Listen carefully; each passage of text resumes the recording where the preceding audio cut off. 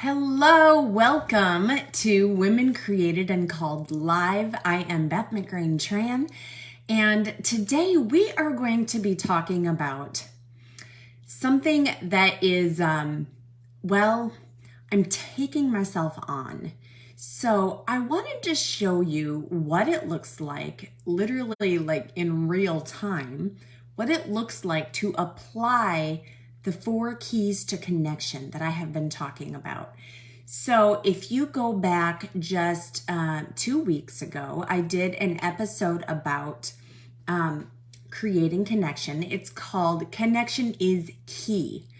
And so I wanted to show you, like I said, what this looks like in real time. So I am taking myself on. I am going to be going through these next 5 weeks and showing you what it looks like to apply those 4 keys to connection into your life, into an area that matters the most to you. So why? Why am I doing this? Why is this so important? And what I want to share with you is that connection is a first step to help you and to help me grow into the woman that God has created us to be and is calling us to be. So it's our path to fulfill. It's the first step on that path to fulfilling our actual purpose in this life, which is to love. So when we create connection, it opens up possibilities to give and receive love. That's why it's so important. And that's why I love to share about this, because I want every woman to realize how important it is to purposefully and intentionally create connection in your life, and also to know that you are equipped for it. You have everything that you need to do that. So here's how we're going to do this.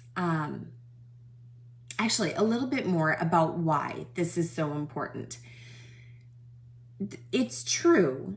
You may have heard this phrase before. How you do one thing is how you do most things. Some people say everything. I usually say most things, but it's true. How we do one thing is how you are going to show up in your life when you do other things. So by applying and practicing the 4 keys to connection in one area of your life, which is what we're going to do for these 5 weeks, we're going to focus on one area, then it helps you more easily apply those to other areas of your life.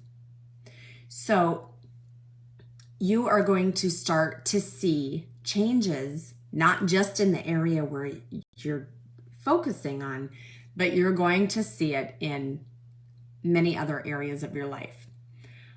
So what we're going to do is this week, we're going to go through a little bit of preparation, and you're going to choose which area of your life you want to focus on for these 5 weeks.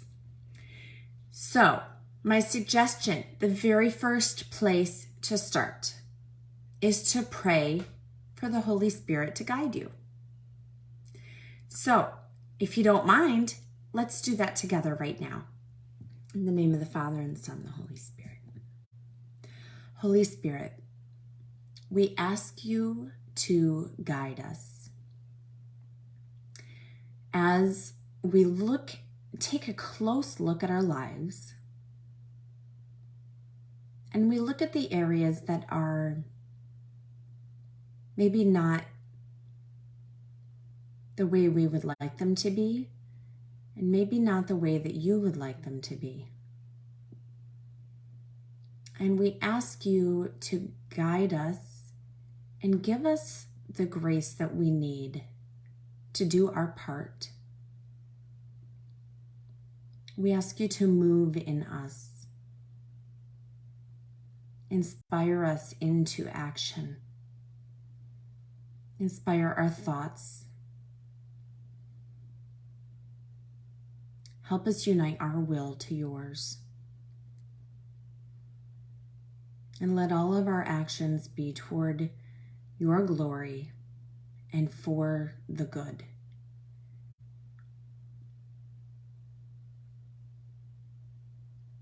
And so we ask you again to guide us as we make our choices today.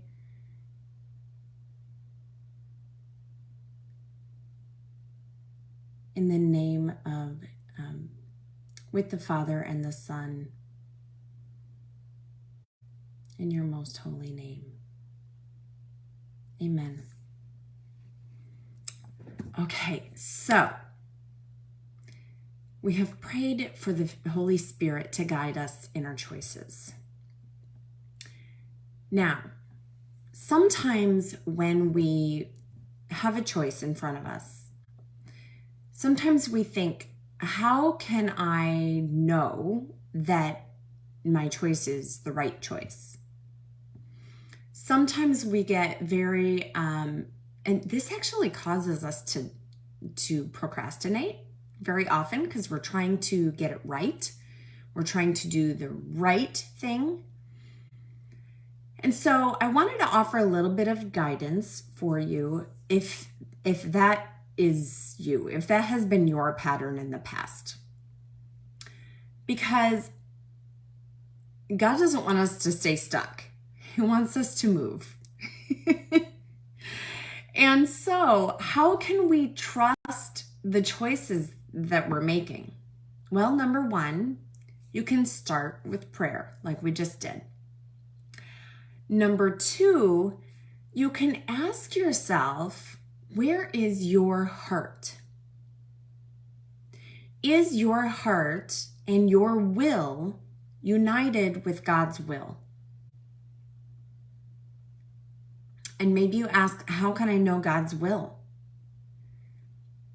You will find all kinds of clues in Scripture. You'll find it in the teachings of the church. You can know God's will by looking there. And another step in making a choice, as you are discerning this choice, ask yourself, are all of these options objectively good and moral options? Are the options good and moral options? And if the answer is yes, then you get to remember that God gave you the gift of free will. You are free to choose. Now, why are you free to choose? He gave you that gift because you are free to choose the good. And so you are going to choose based on what you know, based on what you know of God and His will, and you're going to do the best you can. And that's all He asks, is that you do the best you can. Your heart is seeking the good and seeking God's will, then you get to choose. And then do it. Just make a choice. And remember that even if you still feel a little bit unclear about your choice, clarity comes from action. So as you begin to act on that choice, you will become more and more clear about it and about your path. You may remember the scripture phrase, thy word is a lamp unto my feet. And if you think about this, God's not lighting up the entire path most of the time. He's not going to light up the entire journey, but He's lighting your feet, enough light for you to take the next step or the next couple of steps. Once in a while, He might, As my coach, Lisa Canning, loves to say, shout out to Lisa. She's amazing. If you don't know her, you should look her up. But every once in a while, that light might shift from focusing just on my feet in the next 1 or 2 steps. Once in a while, God might turn that lamp up and light a little bit more of the path. But most of the time, it's just on my feet. And that's okay. Because what gets to happen when we only see this much in front of us, we get to trust God. And that is a beautiful thing. So, also remember that God works all things to the good for those who love Him and keep His commands. Again, how can you know God's will? You can find it in Scripture. You can find it in the teachings of the church. You can find it in sacred tradition. And that is how you can know if you are keeping God's commands, and you can know that God is going to take that little choice that you made and He is going to work it for the good. All things. He works all things for the good. Even if we do our best to make a choice and it's not great, it doesn't turn out so great, He can still work miracles with it. That's what happens when we give Him His heart. Give Him our heart. When you give Him your heart, He works miracles in your life. It just happens. So, then, once you have made that choice, don't wait.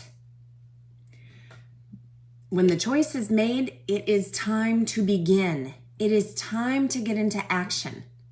Now, I mentioned that I am taking myself on these 5 weeks. Notice, I am not waiting for Monday. I'm not waiting for someday. First of all, have you ever heard that? Someday is baloney. Someday is not a day on the calendar. It is not. So if you ever catch yourself saying, someday I'm going to do this, it's not likely to be true because you are not committing to whatever that is. You are not going to do that thing someday. Now, if you set an actual date on a calendar, then you are making a commitment. Anyway, notice, today is Wednesday. I am not waiting for Monday. This challenge begins today. I am not waiting for the first of the month, or, imagine it was December and I was saying this. I'm not waiting for the first of the year, and I'm not waiting until after. I'm not waiting till after vacation. I'm not waiting until after any other life circumstance. Once you make that choice, the time for action is now. Let's begin. Let's go. Because the truth is, there will always be another life circumstance. I like to call these storms. These storms come and they're brewing. Maybe you see them on the horizon and you think, ooh, that is coming and I had better not try and do anything until I deal with that. Well, right behind that storm is another one. And when you're in the middle of the storm, that can cause a whole lot of confusion. And especially if you are focused on the storm that is happening around you. And I have talked about this many times because it's so very true. Think about the story in scripture where Peter steps out onto the water and he sees Jesus walking on the water and he starts walking toward him. And then it says he focused on the storm instead of on Jesus. And when he did that, he began to sink. That will happen in our lives every single time. If you're focused on the storm, whether it's on the horizon, a ways off, or you're in the middle of it, if you are focusing on the storm, you are not going to feel like you are able to move forward. You've got to catch a vision. You've got to shift your focus toward your destination, whether that's a goal and whether that is, even more importantly, you're focusing on Jesus because Jesus is calling you towards something. So what is it that he is calling you toward? And you get to step out on the water and act on it. Quit focusing on the storm. And as I say all of this to you, I'm saying it to myself too, because I have been focused on the storms for far too long. And every time I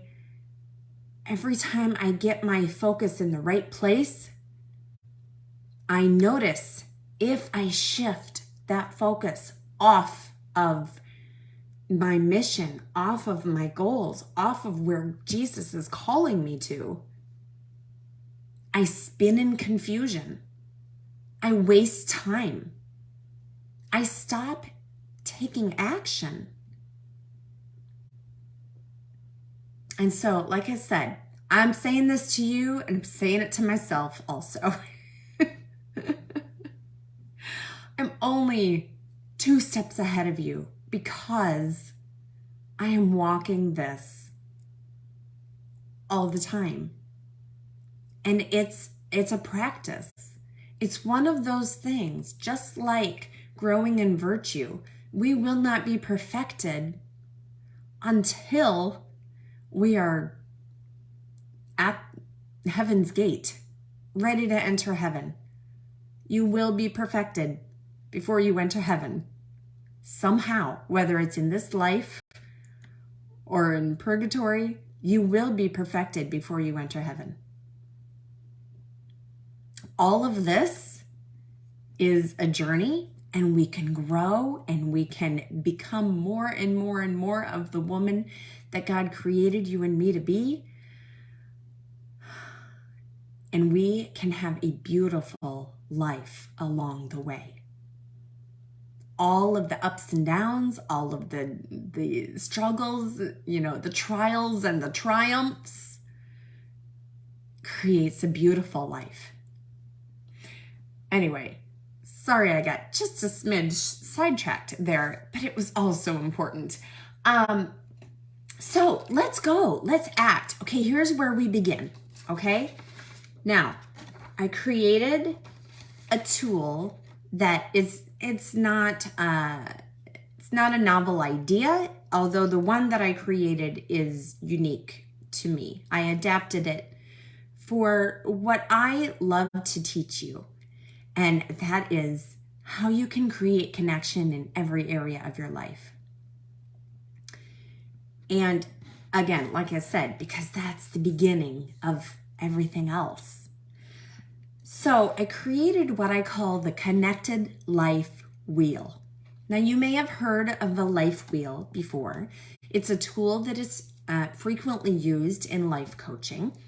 And it's just a visual to help you think about the different areas of your life. And the way that you use it is to look at that area and you give yourself a score, a rating on a scale of 1 to 10. And when you really think about it and you give yourself a rating, it helps you see, when you look at all these different areas of your life, it helps you see which areas maybe need your focus first. And it can help you choose which area of your life to work on first. And like I said, when you improve in one area, you will also improve in other areas. It's the same way if you're practicing virtue. The virtues can't really be isolated. If you are working on, for example, you are intentionally working on humility as a virtue, that work that you do in that area will help you grow in the other virtues as well. So it's a similar kind of thing. And this is what I know, the writing is all backwards on Facebook, I'm sorry. But this is what it looks like, and I will read to you these different categories around the circle, around the wheel, and I will make this PDF available in the description with this video, with this episode. So you can print this off for yourself and feel free to use it and let it be a helpful tool for you to see where you are. This is part of bringing awareness, and awareness is always a first step to growth, because when you're aware of something, then you have the power to actually do something about it. If you're not aware of it, then you can't really do anything about it. So the first area I will highlight here, this one says spiritual and personal growth. So that's the first one. The next one in the yellow is physical and emotional health and well-being. The next one is relationship with spouse or significant other. The next one is family and friends. And so that would include, you can focus with that area. If you have children, you can focus on your children with the family part. Maybe you're focusing on siblings and parents, and also friends. So any of that you use that section however it applies to you and your life. Then the next section is vocation, career, mission, and goals. I know it seems like there's a whole lot in that section, but they're all very related depending on your specific life. And the next section is home environment care. So I wanted to add that section in there because the way that we care for our home environment does have an impact on our mental well-being as well as our physical well-being. It has an impact on the other areas on this wheel, not just, physical and mental well-being, but also how welcoming your home environment is has an impact on your family. And in my case, my husband's love language is acts of service, at least one of his love languages. And so I know that if I choose to focus on my home environment care and the way that I am caring for our home and making an effort to help it be a welcome environment, then that will have an impact on my marriage, because that's his love language, and he is going to feel loved when he sees those actions. So that is the section down here in the yellow. And then over here in this red section, we have money matters. And the last one, the blue above that, is time.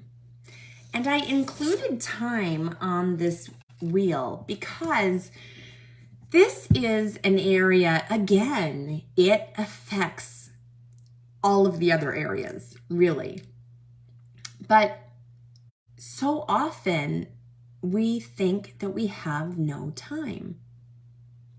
But really, this is caused by a lack of intimacy. And what I mean by that is, if we are not intimate with and closely connected with the way that we are spending our time, then we are always going to feel like we have no time. That's just the way that it works. And so we will feel busy, we will feel rushed and hurried, and we will feel exhausted because we are constantly going, and not feeling like it's enough. And so that's why I included that section on the connected life wheel, because I know that if you took the time to really be connected with your time and how you are either spending it or investing it, investing it. Are you spending your time or are you investing it? If you get really connected with that, that will make a huge, huge impact on your life. So that's why I included that on there. And think about how that thought, I don't have enough time, robs us of so many things that we would like to do. And we just think that it's not possible. So again, I know that that will be extremely valuable for you and for me when we get really connected with our time. So that is the connected life wheel, and that is a starting point for how we are going to apply the 4 keys to connection. So the next step, now that you look at those different categories, go back and rewind this if you need to hear those again. You can do that on the replay and just write them all down. Give yourself a score on a scale of 1 to 10 for each of those categories, and really look at, okay, where am I in my life? Where am I in each of these different areas? And where is the area that I'm feeling called to really focus on right now? Because remember, we are not waiting until someday. We are acting now. It is time to act. So let me share with you, I did this for myself this morning, and I went through and I gave myself a rating for each of these areas. And I noticed, it was very interesting, I noticed that, let me just show, this half of the wheel, which is the spiritual growth and basically all of the relationships, I scored in 7s and 8s. So I'm feeling pretty good about those areas. There's absolutely room for improvement because I would like all of those to be a 10 out of 10. And I will get there. But I noticed that the other half is quite a bit lower. So the one that I chose for right now to focus on for the next 5 weeks is the vocation, career, mission, and goals section. And the reason for that really is that I've been spending some time thinking about some big things, big events that I have down the road just a little bit. And I want to really get going, get into action to begin with preparing for those. And I want to do it in a way where I am still very connected with my family and my spouse and my kids and my own physical well-being, and of course my spiritual development and personal growth, my connection with God. I want to make sure that all of those things stay in that high rating while I work on this other area in vocation, career, mission, and goals. So that's the plan.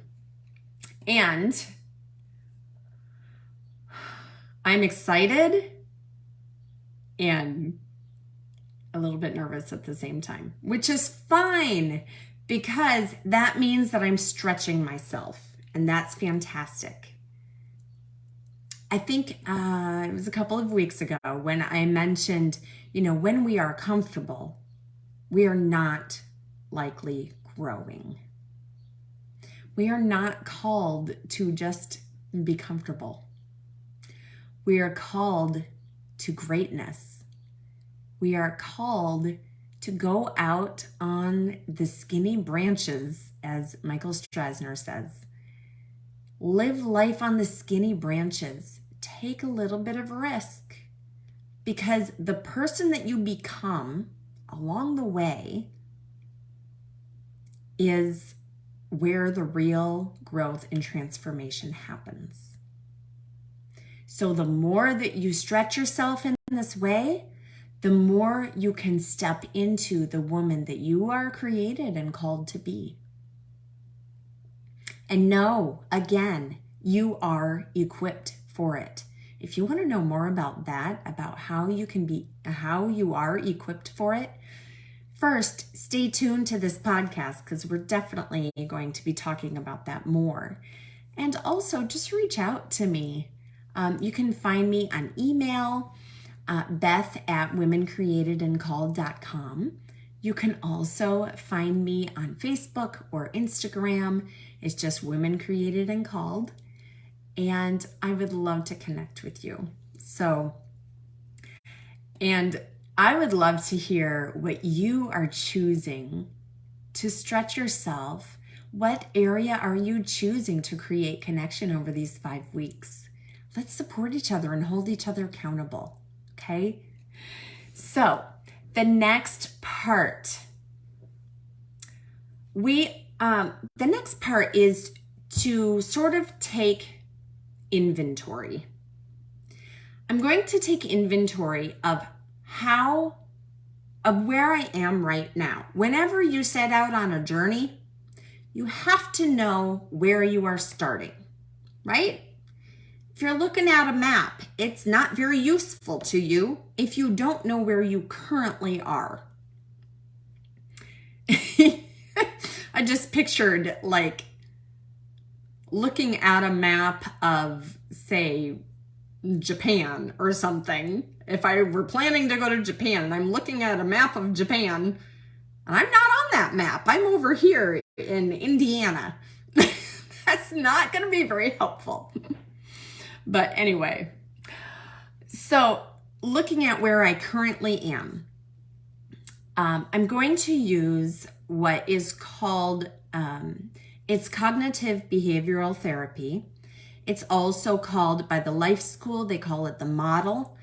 At Metanoia Catholic, they call it the thought trajectory model. And all it is you have a circumstance that you have thoughts about. And then from those thoughts will create feelings. And those feelings are going to lead to certain actions. And then those actions are going to create some result. That's all it is. So I am applying this model to the circumstance of creating connection with my mission and my business goals. So the thought, I ask myself, how am I currently thinking about my mission and business goals? Currently, I am thinking, I am not where I want to be. Sometimes I think I am not where I should be. That should is a tricky word. Always got to have a red flag when that word should comes up. How else am I thinking about it? Sometimes I think that my goals are out of reach. And other times I think, oh, it's totally possible. But we're going to take one thought because it's very helpful to narrow down. If you have a flood of thoughts about this circumstance, it's important to focus on one thought at a time. So you can write all of these thoughts down and then put each of them into their own model and see where each of those thoughts lead you, because each of those thoughts may lead to different feelings and different actions, and they may be creating different parts of your results. So I am going to choose the thought to focus on here.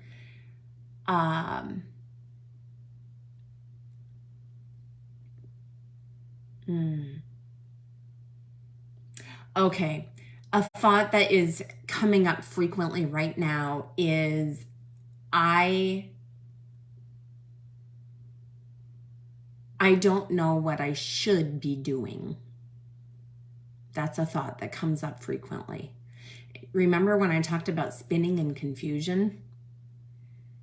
Yeah, when you focus on the storm, that's what can happen. So I've been focusing on the storm instead of focusing on where I'm going. Because Jesus is there. And so that's where I want to focus. So how am I currently feeling if I am thinking, I don't know what I should be doing? I'm going to write this down so that as I'm talking about it, I don't forget what the thought was. I don't know what I should, there's that word again, should be doing. Okay, so before I even move on from that thought, it's really good to interrogate that thought. So I am looking at that thought and I notice the word should again, like I said. So what does should mean? Who says? Who's the one who decides what I'm going to do? I decide that. So maybe should implies that there is a right way to do things. And it narrows the possibilities. It narrows the options of what could possibly be done in this case. So that word should is going to limit my imagination and limit my creativity. So also the phrase is in there, I don't know. When I have to mention my coach Lisa Canning again. She has this phrase has come up on our coaching calls so often that she has pretty much banned it, for lack of a better word. That phrase is no longer allowed. I don't know. Because what happens when we think I don't know, it literally shuts down, again, like I just said with should, it shuts down our creativity and our imagination because our brain is thinking, I don't know. So that means that it's not going to go and try to find the answers in my own mind. It's not going to search for the answers because it just accepts the thought that I don't know, so that means there must be nothing up there for it to find. And that's not true. I know lots of things. I know lots of things that I could be doing. We can change that word should to could. And that opens up possibility. So, when I am thinking, I don't know what I should be doing. And I also noticed that the word doing puts a lot of emphasis on the doing part. And I have noticed that sometimes it's not about what the actual actions are.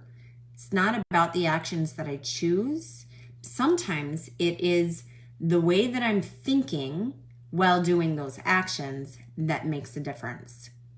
I have run models like this on myself before, and I have noticed after some prayer, I have noticed that I was able to shift the way that I was thinking about it and the way that I was feeling about the circumstance, but my action did not change.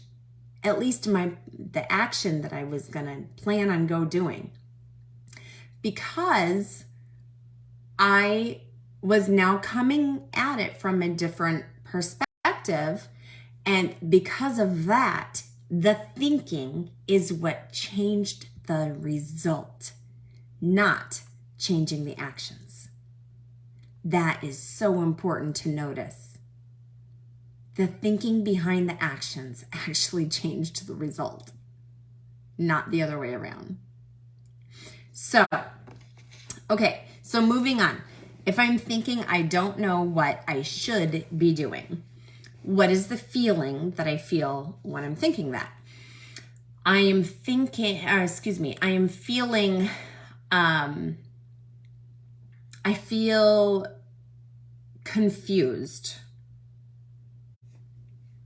Like I said, spinning in confusion. I feel confused when I have that thought. Yeah, that's the one I'm going to stick with. And from that feeling, what are my current actions? My actions have been, I'm not following through with the things that I currently have laid out that I had planned to do.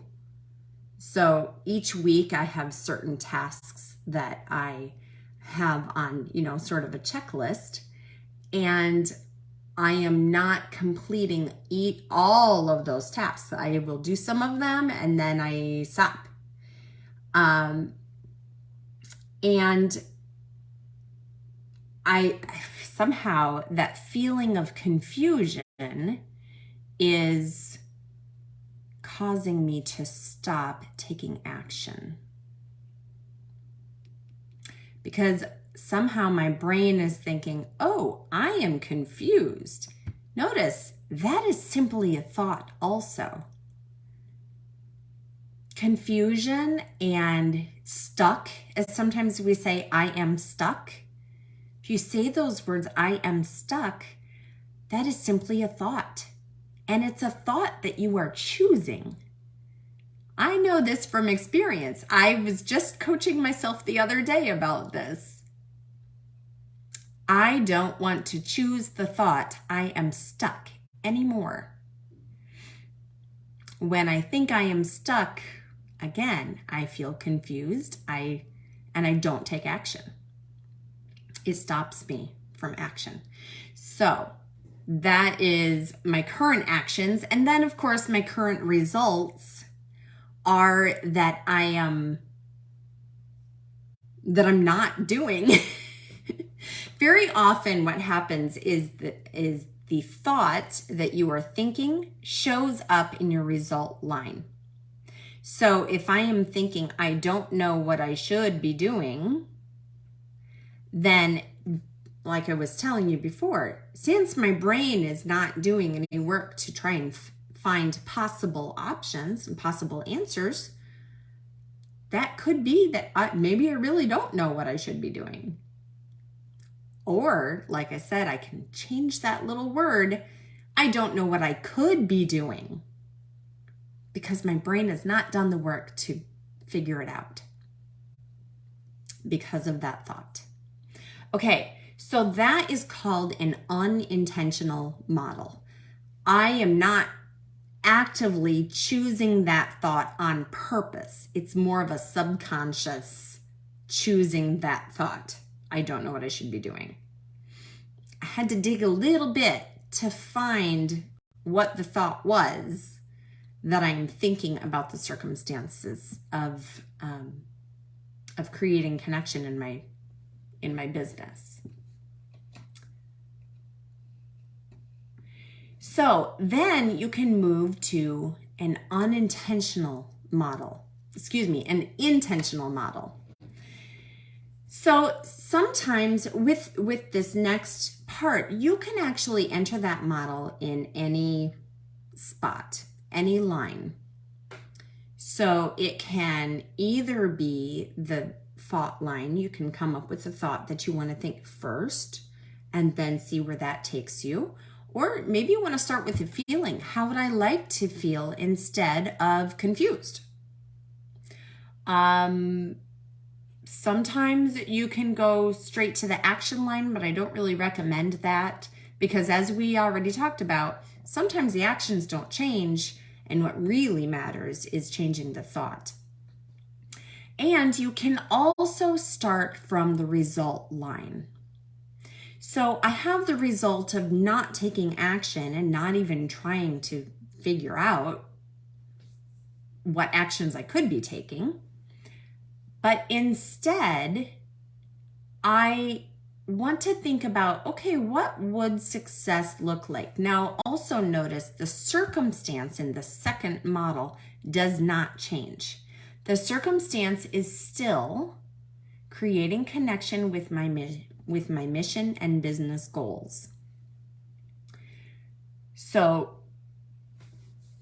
if I'm thinking about that circumstance and I want to, and I'm coming up with the result that I want, I'm thinking about, what does success look like? What are the results that I want? And here it helps to get very specific, if you can. And so for me, the result that I do want, I wrote this down somewhere, and now, where did I put it? I think I have it right here. Is that this?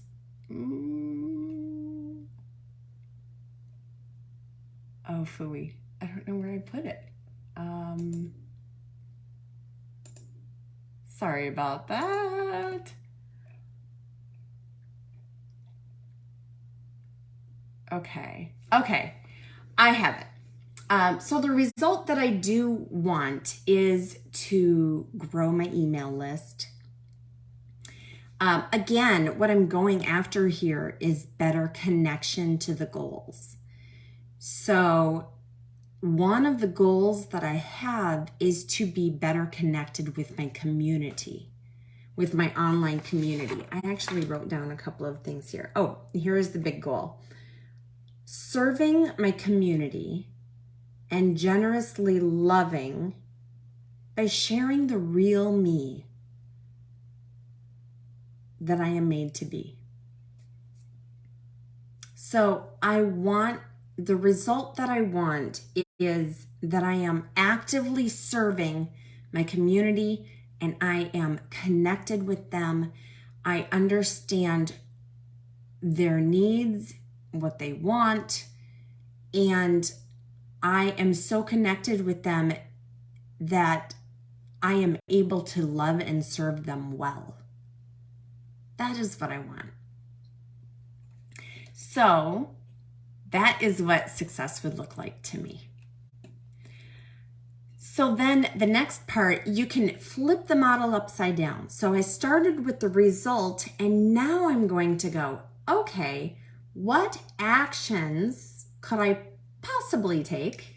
What actions are possible that could create that result? And here I get to think really creatively and think outside the box. And so in the interest of time, I'm not going to go into the details of what that looks like. I did make a list of possible actions that I can take, and they include things like increasing my communication with my email list, growing my email list, offering coaching, giving valuable content on this weekly show, and also preparing for those upcoming events I was mentioning earlier, which are going to be opportunities to really serve deeply. And also, one action that will help me create connection is doing this 5-week challenge and sharing this challenge with you and my growth and the roller coaster that is probably going to come up. It's pretty much inevitable. I've got some things coming up in the next 5 weeks, and I'm like, I'm just going to figure it out. I'm going to do it anyway. I'm not going to like I said, one of those things we could be waiting for is after vacation. I have a vacation coming up later this week. I am not waiting until after that is finished. We are starting now. So, I will be sharing vulnerably and authentically what this challenge, what this 5-week journey is going to look like for me. And so I hope you'll come along for the ride and also do it in your own life. Choose one of those categories and really go for it and just see what can happen on the other side of these 5 weeks. Let's look at our result in the end and see how much we have grown. I'm excited for it. Are you? I hope so. So, like I said, I created that list of possible actions. And then the next step is to think about, how do I want to feel to help me do those actions? And as I thought about this, the one that comes up for me often in coaching is magnanimity. This is a virtue that speaks to how you are created for greatness. I am called to do something in this world. And when I am reminded of that, that how much I want to love and serve others, it helps me get into action. So magnanimity is a feeling that will help me take those actions. And what thought will create that feeling and therefore help me follow through with those actions? That's step number 9 here. I didn't say the numbers along the way, but I thought about what thought is going to create that feeling for me. And here's the thought that I came up with. God has called me to love and serve through this work. It is not optional. That is going to be a good thought for me. I am going to post that up on my wall. You watch, next week I'm going to show you. It's on my wall. Okay, after you have gone through and you've created this intentional model, there's one final thing that I want you, one final step that I want you to take, and that I will be taking for myself. I haven't come up with the answer exactly. I need to work with this one a little bit more, but this is super important too. And that is give yourself an incentive. And when I say incentive, I don't mean a long-term one, and I don't mean something that is very, it's just kind of in your thoughts. I mean something that is tangible. It doesn't have to be food. It doesn't have to be, involve spending money. It doesn't have to be any of that. But something that is really going to help you stay accountable. Now, for some people, a reward works. Sometimes thinking, okay, if I do this for these 5 weeks and I raise the rating that I gave myself on that life wheel, if I can authentically say that I have raised that rating by, let's say, 2. For example, in this area that I chose, I gave myself a 6 out of 10. So one way that I could incentivize myself is if I create an 8 out of 10 by the end of these 5 weeks, that's not bad, right? It's getting pretty close to 10 out of 10. Then if I do that, then I will reward myself in some way. Now, I did think of an incentive that's going to help me keep going and help me follow through, but it's a little bit too long term, which is why I say I need to work on this a little bit more, because I want to come up with shorter term incentives. But I'll share with you the one that I came up with so far. And that is, I am going to have a carefree and fully present and connected trip to Puerto Rico with my husband in August. Now, I marked it out, and I think 5 weeks from now, it will not be time for that trip. It'll be a couple of weeks after that. But I know that by taking these actions now, it will create the possibility of having a really wonderful trip with my husband. I will be fully present, which means I won't be worrying about what I don't have finished, about things that are coming up that I need to worry about when I get back. When I keep myself on track for these 5 weeks, I am going to be in a really good place to be able to relax and be fully present with my husband on that trip. And that is a really wonderful thought. That is very motivating for me. But like I said, I want to think of a few incentives that can be for each week. So I started to talk about 2 different types of incentives. So for some people, that reward at the end is a great way to incentivize your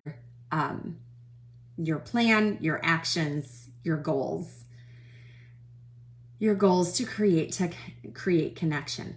For other people, it's helpful to do it in a different way. Instead of a reward system, if you don't create the result that you're going for, there is going to be something that you are going to need to do to make up for it. You're going to need to sacrifice in some way.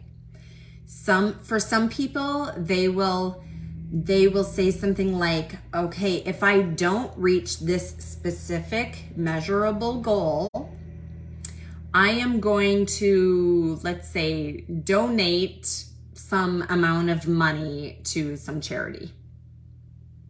And maybe this is a large amount of money that would feel a little bit painful.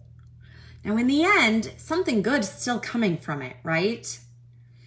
But it's going to be difficult for that person to part with that amount of money. So that's one way to do it. Another thing could be, let's say your area that you're choosing to create connection in for these 5 weeks, maybe it has something to do with your husband.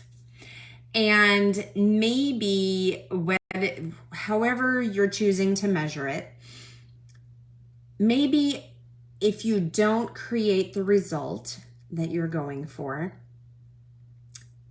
maybe you're going to have to give something to him. It could be something that he's been wanting for a while that you want to go out and actually purchase for him.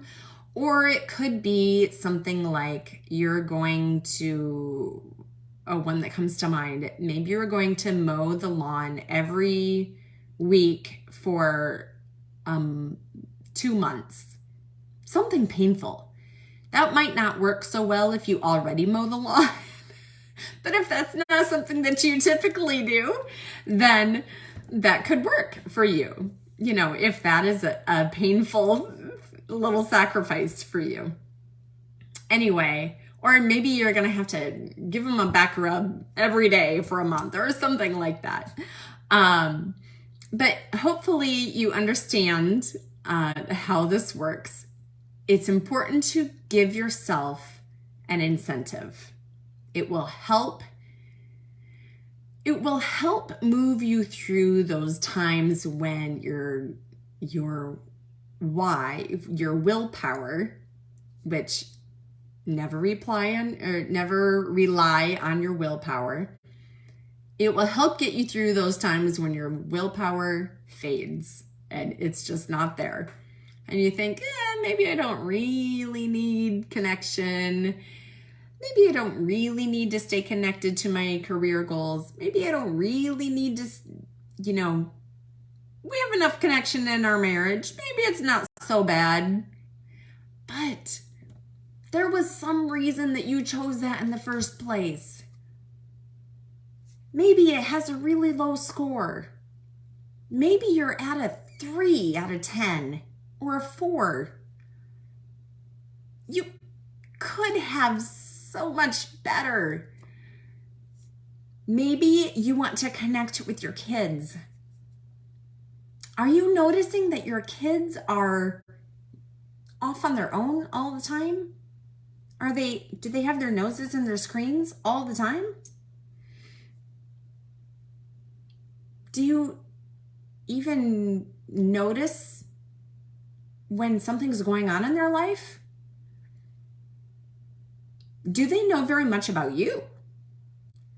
How connected are you to your kids? Maybe that's the area that you want to work on for the next 5 weeks. So whatever area it is, it's important to remember why you chose that area. There will be times when you think, maybe I don't need to follow through.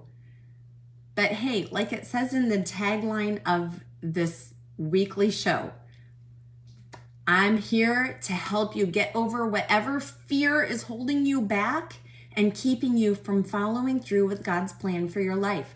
Guess what? It is God's plan for your life, for you to thrive, for you to have life abundantly. And when you work on these 8 areas of your life, you will live so much more abundantly. You will be thriving. So that is the process. That's the preparation for this challenge. I hope that you will take these steps that I have outlined today and really put some effort into it. It's going to be so worth it. I believe that in the next 5 weeks, whatever that rating is, you can get that rating up. And not just because you want to change the number, but because you truly did create connection in that area and it grew. that relationship became stronger. Finally, you are paying attention to your health and you are taking better care of yourself. Finally, you are connecting with your kids. You're having conversations. Finally, you're making progress toward those goals in your career. Finally, you are creating a home environment that is welcoming, and your kids and your husband and your friends want to be there with you. Maybe it's in money matters. Maybe you get to be very connected with your finances. Or maybe it's the way that you're thinking about money. But you can create connection in that area too. And you can make a huge difference in the next 5 weeks. Maybe it's your time. Maybe you're going to see so much improvement in the way that you are investing your time instead of spending it. When we spend things, it goes away. We never see it again. It doesn't grow. It's just gone. We spent it. When we invest it, it grows. Now, yes, there are only 24 hours in a day. We can't literally grow time. But it will feel like you have more time because you are intimately connected with how your time is being used during each day, during the week. Maybe you get much more intentional and connected with God. If this is an area that is low in your rating, your spiritual and your personal growth, your connection with God, if that's the area that is low, without a doubt, that is impacting every area of your life. I highly recommend that you start there if that is not a strong connection. Let me know if you would like to talk about how to do that. So that's our preparation for this challenge. Now, I want to note a couple of things about next week. Remember how I mentioned that I have a vacation coming up?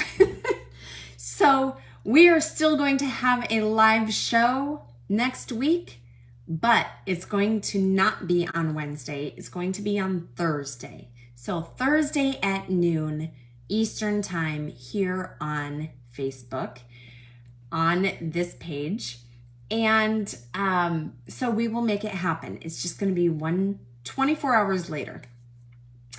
And now that we have done this initial preparation, next week we will dive into how I will be applying and practicing the first key to connection.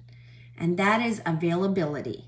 This is going to involve, as we were just talking about time, this is going to involve getting intimate with my calendar and my time. How am I spending or investing my time? And how can I shift that where necessary? So that ought to be interesting. Definitely an area that I get to be better connected in. So we're going to take that first key, availability. I am going to be applying it to how can I be more available for my career and business goals, my mission and my business goals. And you get to apply that first key to connection to how are you going to be better available for whichever area of the connected life wheel that you chose. Again, don't forget to go find the link in the description with this episode so that you can download and print off your own copy of that wheel, and then you can get started. Of course, you don't have to have the wheel. You can just play this episode back, write them down on a piece of paper, and give yourself a rating. Don't let anything, not finding the link, not being able to print, not having enough ink in your printer, don't let anything stop you from taking action. It's time to begin. Life is right now. We are not guaranteed anything except this present moment. God is giving you the grace that you need for this present moment. So pay attention to the grace that He's giving you in this moment. Is it that He is calling you to a new place? Is it that He's calling you to more connection in some area of your life? Is it that He's calling you into action? Is He telling you it is time? Someday is not a day on the calendar. The time is now. Let's begin. Let's go. Now, I will see you next week. And until then, I pray that God will bless you and all those that you love. And I will talk to you very soon. Bye.